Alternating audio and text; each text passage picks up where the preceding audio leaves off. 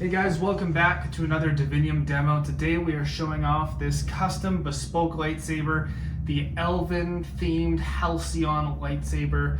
This was commissioned to be a gift for someone, so we've pulled out all the stops in terms of display and elegance. We have a beautiful brass plaque on top of this antique box. This was salvaged from a thrift store and sanded, restained, and sealed in-house here, while still maintaining its vintage appeal. We have some detail up here from the original box, and we have the foam insert in here to properly hold and house the lightsaber and crystal chamber. Included with the hilt are a couple of accessories here. This small Allen key is for the chassis retention screw under the pommel. The large Allen key is for the pommel and blade retention screws. And this is a micro USB to USB-C adapter for data and charging access. You plug it in right there, and you can plug it into any old wall block or PC or any means you'd use to charge your cell phone. To be held securely during shipping, you will receive the lightsaber assembled like this inside the box. Now, this is not how the lightsaber assembles in actuality, and the way to properly put it together after receiving it is to start by taking out this brass screw up top and to gently grab the speaker section of the crystal chamber and pull it completely out of the hilt. This is my preferred method of displaying the hilt, since when it's on display, you don't have to worry about this rattling around because the foam insert can only safely compress the hilt, not the chamber. To assemble the hilt, you can begin by screwing together these two pieces. They have very smooth, clean threads, so you shouldn't have to worry about any binding. Once that is screwed together, you can take your Allen key, the large one, and carefully loosen this screw on the pommel. Set this aside. So you don't confuse these two screws, the one for the emitter is slightly smaller in diameter than the one for the pommel. We're going to take off the pommel, and we're going to initially slide in the crystal chamber. Once the chamber has been partially slid in, we can turn on the kill switch. Get us the gray. We have a handful of Lord of the Rings fonts on here, one of which is custom and made specifically for this unique hilt. Now, before we press the crystal chamber in fully, we're going to loosen our crystal chamber retention screw. Now, it's important to note here that there are no buttons on the exterior of this hilt to make it nice and streamlined and allow the chassis to be fully removable.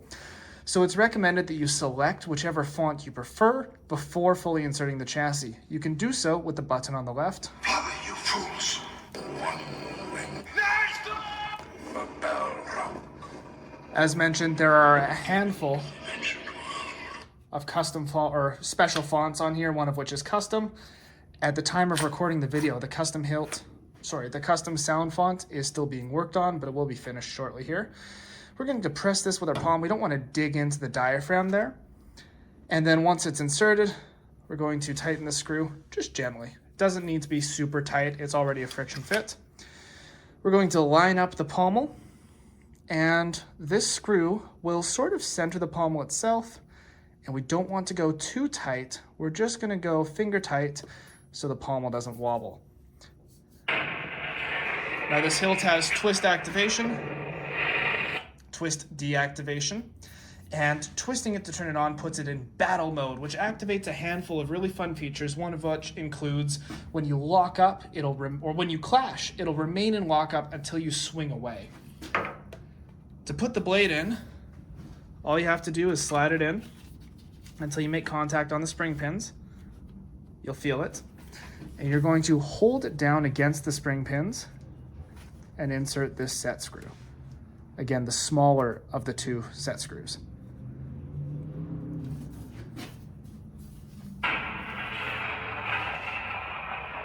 It's difficult to film this hilt because of how large it is. To remove the crystal chamber, start off by reversing the instructions to take off the pommel and loosen the screw.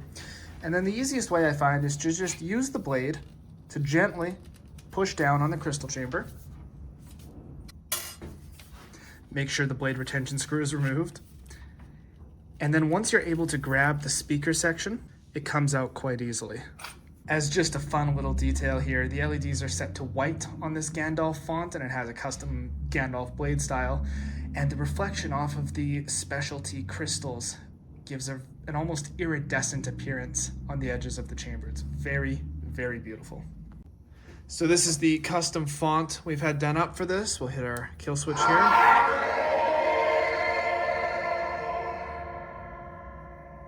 It's made to be Lord of the Rings, Elven, kind of sci-fi.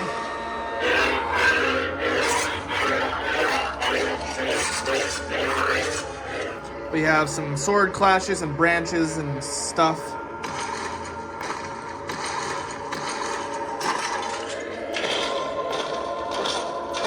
And for the lockup, kind of creaky and groany.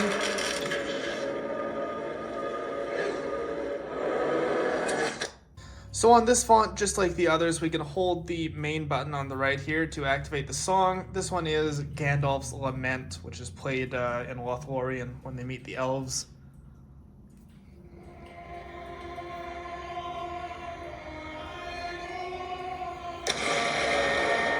You can have the song playing while the hilt is on or in idle, and each font actually has a song. I am Gandalf the White.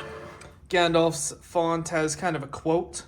So do all who live to see such times, but that is not for them to decide.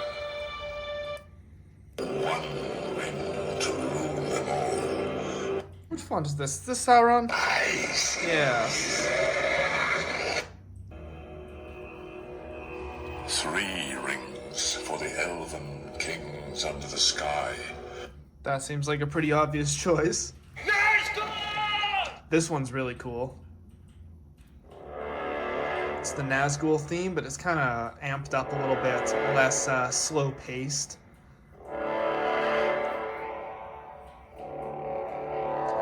Man, this chamber, this just looks so awesome.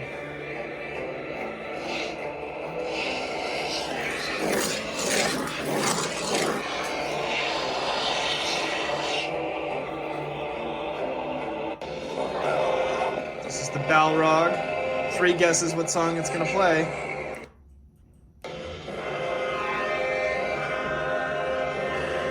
That's right, the whole fight scene.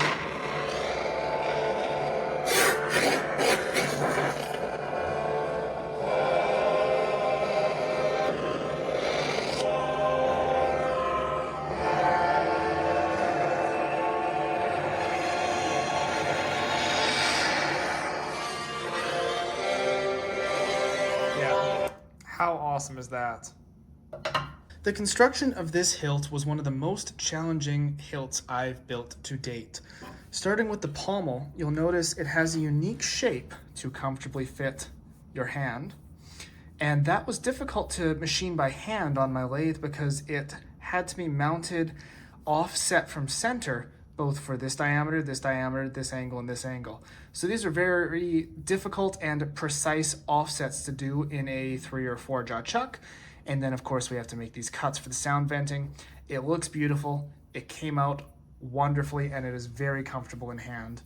Above that we have a lambskin green leather wrap and another matching one near the emitter. Now in the midsection here, this is where things get really interesting. The original Sting sword for Lord of the Rings was made out of cocobolo wood. Now the inspiration for this may not be Sting itself, however, I couldn't find specific information on other elven swords made for the films, and I can safely assume that a similar wood would have been chosen to match the same aesthetic. I turned down a few different pieces of cocobolo before settling on these two because of their beautiful grain and color. They most closely match the props built for the Lord of the Rings films. The leaf wrap around the grip section is cut by hand and engraved by hand out of sterling silver sheet. This was done with a jeweler's saw, which is very small and delicate, and a handful of jeweler's files. The engraving was done with a small turning graver, and it is made to sort of mimic the leaf engraving on the very long elven sword that this is inspired by. Over the entire wrap, there are 10-karat gold rivets that are made by hand on my little watchmaker's lathe. They are polished on the top and gently riveted in. Afterwards, a gentle patina was applied to the silver and gold to give it a worn appearance.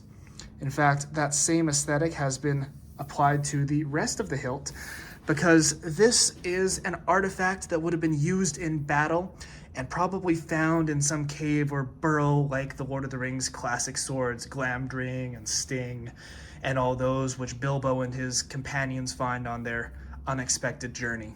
Working our way to the top, we have a couple details here, such as the Halcyon logo and these interesting cutouts. Now, I wanted this emitter shroud to be very organic and elven feeling, so the face of this kind of matches a sort of elven warrior helmet, with the side cutouts being sort of organic and almost leafy without being too floral. And then, of course, the Halcyon logo was cut out here. Now, the difficult part about these cutouts are you can't get organic shapes like these using standard machinery. This was an easy cut to make just on my mill, likewise with this. But these cuts all had to be done with jeweler's saws and small watchmaker's files, and then very carefully cut and polished to give this look that we have on the hilt. And then we have a cutout on the inside to give a full shine through on the Halcyon logo, so when the blade is lit, you see the entire logo glowing yellow or red or whichever color you choose. Now, the crystal chamber features a lot of details unique to this build. The chambers themselves have these pipes that are bent in a very specific way to almost mimic branches on a tree or vines growing on a wall. We have these details here, which are actually made to sort of encapsulate the design found on the Sting hilt. They are cut out of sterling silver by hand with a jeweler's saw, filed to shape, and then set with, again, 10-carat solid gold rivets turned by hand on my watchmaker's lathe. We have these brass stabilization bars and rods throughout the chamber, and a few details up top here. We have some enamel paint inlaid in there and a unique design for the blade connector holder. Working our way down a little bit, we have these heat-blued screws holding the crystal chamber in place. As you see them move in the light, they kind of go from a blue to a purple color. It looks really amazing in person. This is your kill switch, which has a hand-cut sterling silver cover. Gandalf the Grey. And these buttons down here are very interesting. So these buttons are turned from sterling silver, scratched and weathered to match the hilt, and then press fit with a 10-carat gold center, which gives it a really nice tactile feel. I am Gandalf the White. And beautiful appearance. They catch the light, but they're not too ostentatious because, again, they've been weathered to match the rest of the chamber. The button on the left is your auxiliary. One ring to rule them all. It'll do things such as change your fonts. The button on the right is your power.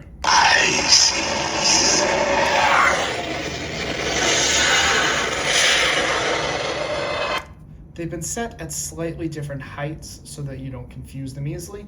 Power is easily accessible, auxiliary is slightly recessed. The bottom of the chamber is very similar to the top, so I won't be going into too much detail on that. It has the same vines and leaves and sterling silver and gold settings, as you can see here.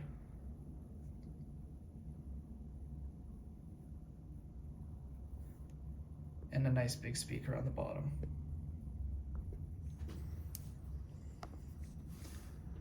Now this chamber is very sturdy. Feel free to swing it around a little bit. Don't drop it, don't smack it on anything, but don't be worried about playing around with it.